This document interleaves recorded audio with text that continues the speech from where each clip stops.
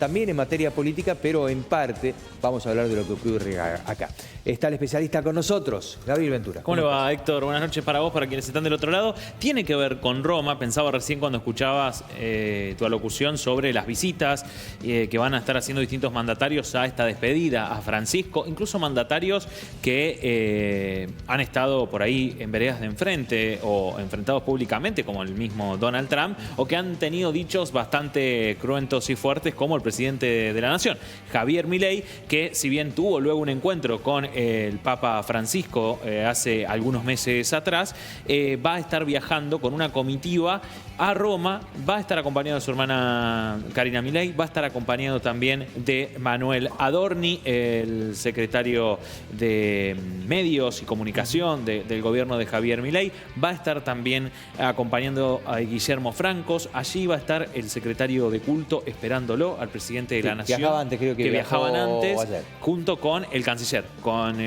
Weinstein, que ya está también allí por una gira que va a ser corta, pero que tiene cierta diplomacia, ¿no? Patricia Bullrich también viajó. Patricia Bullrich también viaja, gracias por acordar. Y Sandra Petovelo de Capital Humano. Ahí completamos. Capítulo aparte de la posición de Israel, un Netanyahu que está siendo muy discutido por la decisión, hasta levantaron posteos de pésame. Es el país, el único de los países que al menos ha publicado un pésame y que luego se ha retraído y lo ha quitado. En primera instancia había una comunicación del primer ministro, otra del gobierno, veo que los gobiernos no son como el nuestro en esa zona del mundo, pero finalmente levantaron el posteo. Es increíble que haya pasado. El Papa nunca estuvo en contra de Israel, tomó una posición absolutamente lógica, que era la posición neutral, esperando que se termine el bombardeo e inclusive pidiendo de la que paz se devolvieran los rehenes por parte de Hamas. ¿Cómo? Sí, y la posición de paz que ha caracterizado a Francisco, ¿no? Aparte, la misma decisión que tomó con Ucrania y con Rusia, y ninguno de los dos países lo tomaron a mal. El presidente ruso no va a ir, Zelensky va, pero Putin no, pero de todas maneras tuvo un montón de posteos y acompañantes. Y ha tenido palabras en estos días en medios audiovisuales, Putin despidiendo a Francisco. No se entiende lo de Netanyahu. Como podemos hablar de Donald Trump, que lo ha enfrentado muchas veces y pese a que su vicepresidente fue la última visita oficial que tuvo Francisco, Donald Trump también se ha manifestado y ha dicho que hay que despedirlo como un líder que buscaba lo mejor para este mundo que amaba. Y va a ir allí y se va a encontrar con Zelensky seguramente. Seguramente. De lo que fue el encontronazo que tuvieron en la Casa Blanca. Seguramente pase eso, Héctor. Donde hay algunas polémicas es en la Cámara de Diputados y de Senadores. Ajá. Porque hay que decirlo que, el presidente viaja en un viaje oficial. Es cierto que por estas horas es muy difícil conseguir no solo hospedaje en Roma, sino también vuelos de ida, llegar al lugar. De hecho, el viaje oficial que va a hacer el presidente... Pues me imagino que habrá lugar en la embajada. Sí, supongo que sí, pero digo, el presidente de la Nación, de hecho, va a hacer un viaje con escala, porque también está complicado el vuelo para llegar a Roma sin escalas por estas horas, pero por la cantidad de ventas, pero particularmente hay polémica en el Congreso de la Nación. Ayer hubo una sesión en el Congreso, ¿se acuerda que habíamos prometido para esta semana? Lo habían determinado los diputados, que iba a estar la sesión del caso Libra, donde iban a estar interpelados. Eso se suspende, el diputado Eduardo Valdés propone una sesión para el día de ayer en donde se haga un homenaje a Francisco, se alcanzó el quórum, se hizo el homenaje, se habló mucho del Papa en una sesión de 3 horas en la Cámara de Diputados y empezó una disputa. Hay diputados y diputadas que dicen hay que armar una comisión que viaje a Roma y que despida al Papa Francisco en nombre del Poder Legislativo de este país. Hay otros sectores que dicen, no vamos a viajar a este viaje, cuando hay aquí sectores que hoy quieren viajar y que en campaña hablaban en contra del propio Francisco. Me parece que se desató una polémica ahí que habla de cuestiones que no sé si tienen que ver con un lugar donde estaban haciendo un homenaje. Cuando la política mete la cola de esa manera. No es así. Lo cierto es, Héctor, que diputados dispuso que no se va a hacer un gasto extra para viajar, que no se le van a pagar viajes a diputados para que viajen a Roma. Algunos dicen, pero los diputados no tienen pasajes de avión. Sí, lo tienen, pero para volver a su provincia de origen. Lo tienen los diputados de Córdoba, de Tierra del Fuego, de Mendoza, de Tucumán, pero para viajes dentro del país. Y hace un rato se conoció que Victoria Villarroel tomó la misma decisión en el Senado de la Nación, de que no va a haber un gasto por parte de la Cámara para esto, así que es muy probable que no haya una visita oficial de parte de las cámaras legislativas. O sea, la comitiva oficial va a ser la del Poder Ejecutivo y estos asesores que van en representación del gobierno. Los momentos que estamos, a mí me parece bien. Sí, toma de decisión. Digo, estamos todos recortando. ¿Por qué viajar a una comitiva en donde el gasto se hace muy grande, como decías vos, limitados en los lugares a donde... A mí me parece, digo, los pasajes aumentaron de manera exponencial. Mira, yo leía hoy 3 millones de pesos para pagar claro. en una, o sea, sí, viajar ahora y llegar, porque también son los tiempos. Leía también, se viralizó en las últimas horas, digo, porque también se dijo en la Cámara, estamos discutiendo nosotros sobre dinero y hay familiares de Francisco que tuvieron que salir a buscar financiamiento para poder viajar a despedirlo. De hecho, se viralizó eso. ¿Y su sobrino? Sí, su sobrino que no tiene recursos para viajar. Digo, también se supo en las últimas horas que el Papa Francisco tenía $100 como capital. Era lo único que tenía como capital hasta hace muy poco. Sabemos que no cobraba su dieta o no lo hizo en el último tiempo como Papa. Entonces no había recursos para eso. De hecho, en su testamento dice que los gastos de su defunción los va a cubrir una persona que no trascendió el nombre, que es un anónimo y que de esa manera se van a cubrir esos gastos. Así que bueno... Él hubiera querido que en todo caso esa plata, si está...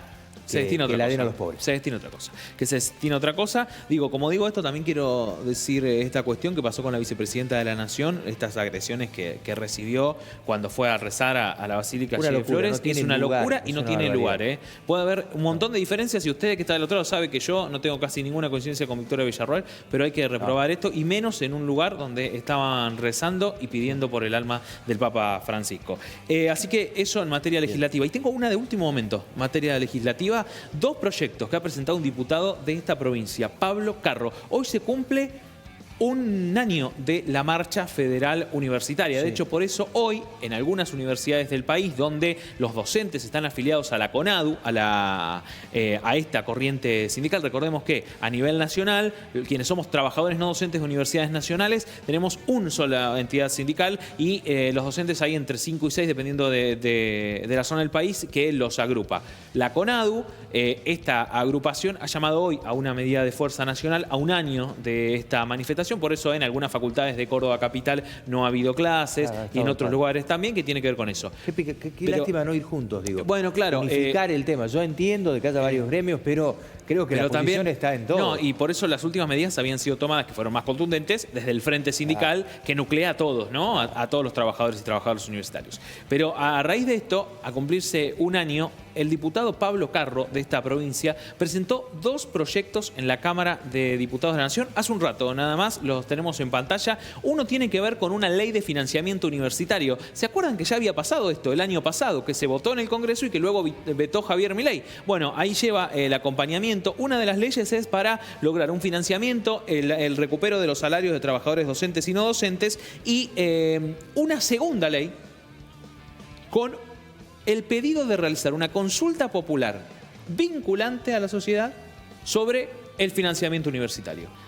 Quizás es bastante más difícil que eso llegue a ocurrir, digo, no hemos tenido de ese tipo de consultas, pero son los 2 proyectos que acabo de presentar, me llegaron hace un ratito, lo estamos compartiendo en pantalla, gracias a la gente de producción que ya los tenemos, sobre estos 2 proyectos que se han presentado. El de financiamiento es retrotraer, por ejemplo, en materia salarial, una recomposición a diciembre del año 2023, es decir, recuperar todo lo que se ha perdido en materia salarial. Y en cuestión de fondos es garantizarlo hacia futuro y que no quede a voluntad del Poder Ejecutivo. Así que estos proyectos se acaban de presentar. Recordemos que uno de estos proyectos de ley había sido uno similar, bueno, puede ser el mismo, se presentó el año pasado y que finalmente después, cuando salió aprobado, Javier Milei lo había vetado. Veremos qué suerte corre este año cuando avance allí en la Cámara de Diputados. Estamos bien de tiempo, quería chequear eso, porque vino hace algunos días a la Argentina el secretario del Tesoro de los Estados Unidos. Sí. Y hoy, o en las últimas horas, habló de Argentina. Le preguntaron sobre la economía y puso de ejemplo la economía de este país. ¿Por qué traje este recorte que está traducido? Por una cuestión, ya no es la primera vez que se reconocen estas cuestiones. El apoyo primero del Fondo Monetario Internacional y la posibilidad que empezó a surgir en las últimas horas de que haya un crédito que Estados Unidos ha otorgado unas 4 o 5 veces a algunos países en el mundo desde el año 1930 por parte del Tesoro de los Estados Unidos a gobiernos. Déjame hacer un ítem en esto, porque en realidad estuvo la visita de él primero y la expectativa estaba en que allí dijera que podía haber un aporte económico de los Estados Unidos directamente para las arcas del Banco Central. Eso no lo dijo porque lo que indicarían, ¿sí?, lo decimos en potencial, es lo que vino con un borrador de lo que el gobierno argentino tiene que hacer para que el gobierno de Estados Unidos haga. O sea, que volvió con el borrador, se ve que le dijeron que sí. Eso es lo que yo interpreto, y que desde allá ahora dijeron que sí, la plata puede estar. Me parece que es buena la aclaración, porque no es menor que el secretario de Estado, el secretario del Tesoro de los Estados Unidos, en este marco, que es hablar de la economía de los Estados Unidos, con toda la guerra comercial que hay, diga esto en una conferencia de prensa sobre la República Argentina. Fail, the IMF steps in and makes resources available. In exchange, countries implement economic reforms to resolve their balance of payments issues and support economic growth. The reforms undertaken during these programs are some of the IMF's most important contributions to a strong, sustainable, and balanced global economy. Argentina is a fitting example. I was in Argentina earlier this month to demonstrate the United States support for the IMF efforts to help the country reset financially. Argentina deserves the IMF support because the country is making real progress toward meeting financial benchmarks, but not every country is so deserving. Un dicho muy conocido en la Argentina, mi abuela lo repetía todo el tiempo, que era: cuando la limosna es grande, hasta el santo desconfía. ¿Qué sé yo? ¿Viste? Escucharlo desde allá. Que hablo del tema del día y que alguien me repite esa frase. ¿Ah, sí? Sí. Hoy estaba hablando con un amigo y dice en tono de lo que está ocurriendo desde lo religioso, me citó esa misma frase hablando de la política económica del gobierno nacional. Bueno, veremos qué determina. Yo lo traje porque es bastante llamativo esta expresión y hay un acuerdo explícito, ¿no? Y un sometimiento explícito del gobierno nacional, o al menos de gran parte de él. El viaje de este hombre a la Argentina. Sí. El hecho de las reuniones que estuvo. No hay que olvidar el contexto. Con el propio claro, pero volver, y se ve que al volver tuvo la respuesta de, bueno, sí, pero si nos dan algo a la apertura económica y hablar tan bien de la Argentina, lo que uno interpreta es que, en realidad se pregunta, es ¿qué a cambio? No, es que a cambio, y yo... digo, si pertenecería a alguno de los sectores productivos de este país que ya están viendo las consecuencias de las exportaciones por las medidas económicas que se toman en el mundo y la situación en particular de la Argentina, estaría preocupado. Digo, se conoció hace muy pocas horas cómo bajó la exportación de carne vacuna en el país. Se conocen también que en otras producciones regionales hay complejidad también en este sentido. Digo, ¿qué implicará un acuerdo con Estados Unidos? Esperemos que los conozcamos, y no como el del Fondo Monetario, que lo conocimos después que se firmó. Esperemos que lo conozcamos antes, al menos se debate. Te quiero contar otra cosa también que pasó hoy, que puede sentar algún tipo de jurisprudencia, y no menor. Hay un debate histórico que ha enfrentado los gobiernos de Córdoba con el gobierno nacional, que es el dinero de la caja de jubilaciones. Pero ha pasado con los últimos gobiernos un enfrentamiento de mucha data. Hoy hubo una audiencia en la cual la Corte Suprema de Justicia de la Nación convocó a las partes. Y por esta provincia fue el gobernador Yarlora, con apoyo incluso y con pedidos a la Corte de diversos sectores. De hecho, ayer salió un comunicado de la UPC pidiendo que el gobierno nacional cumpla con el envío de fondos a la caja de jubilaciones. Porque hay algo que está ocurriendo. En otros gobiernos, más allá de las disputas que hubo en el medio, llegaba parte del dinero. Ahora no está llegando un peso a las cajas de jubilaciones de Córdoba. Y de esto habló hoy el gobernador Martín Yarlora afuera del Palacio de Justicia, donde fue a esta mediación y donde fue a llevar su posicionamiento a la Corte Suprema de Justicia sobre un tema que ha sido históricamente de enfrentamiento entre el gobierno de esta provincia y los gobiernos centrales nacionales. Vamos a escuchar qué decía Martín Yarlora esta mañana. Estamos aquí en un hecho histórico. Claramente, como gobernador, vengo a reclamar y a defender los derechos de los cordobeses y especialmente de nuestros jubilados, en donde estamos hoy en una situación límite y única, porque hoy la Nación nos está girando 0 pesos a la caja de jubilaciones, y eso atenta justamente contra los derechos de los cordobeses, que estamos haciendo un tremendo esfuerzo para poder cumplir nuestras obligaciones con los jubilados. Y quiero destacar también la posición de la Corte Suprema. En este momento tan difícil, la valentía de la Corte de citar a una audiencia también de conciliación, defendiendo la institucionalidad, porque estamos al borde, ¿no?, en materia institucional. La República Argentina se basa claramente en que cada uno cumpla con sus derechos y obligaciones, y así lo tienen que hacer los estados, porque esta es la conformación de la República.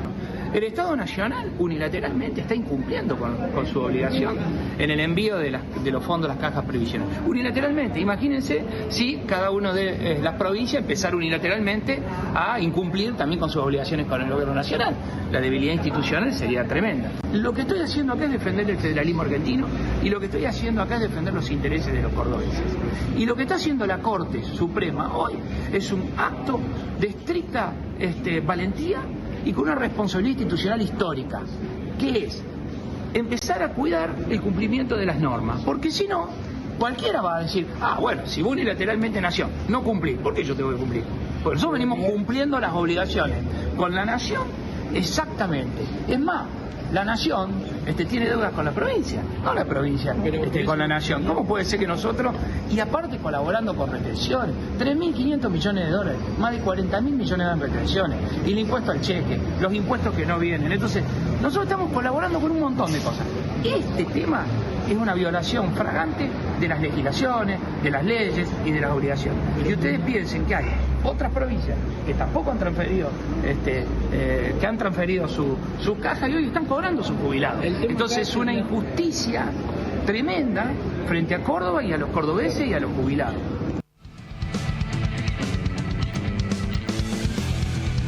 Decías, Gaby, la discusión es de vieja data, pero lo importante acá es que el llamado es de la Corte Suprema. Sí, de la Corte Suprema, mediando por distintas presentaciones que se vinieron dando, y no es un dato menor, no se ha depositado desde la administración que conduce Javier Milei un solo peso. A eso después hay un reclamo histórico de los porcentajes, de lo que se debe y demás.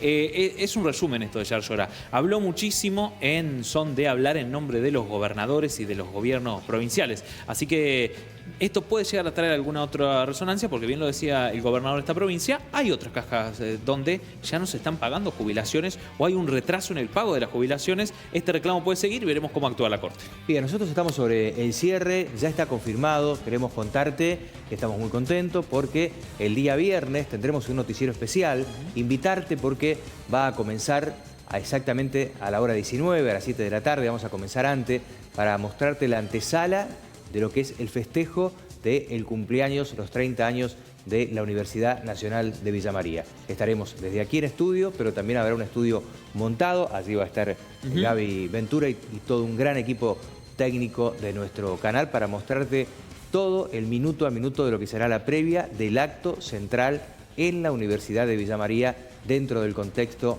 de los festejos. Sí, vamos a estar allí reflejando voces que lleguen a festejar, ¿no?, con esta Universidad Nacional los 30 años que se acaban de cumplir y que el próximo viernes lo van a poder vivir aquí por UniTV desde las 19 horas con esta emisión especial de UniTV Noticias. Bien, UniTV Noticias entonces estará ofreciendo a partir de la hora 19, no sabemos el horario de cierre, pero especulamos que será cerca de las 21 a 22 horas, todo lo que esté ocurriendo en este lugar, sumado a informaciones importantes, relevantes de otra índole.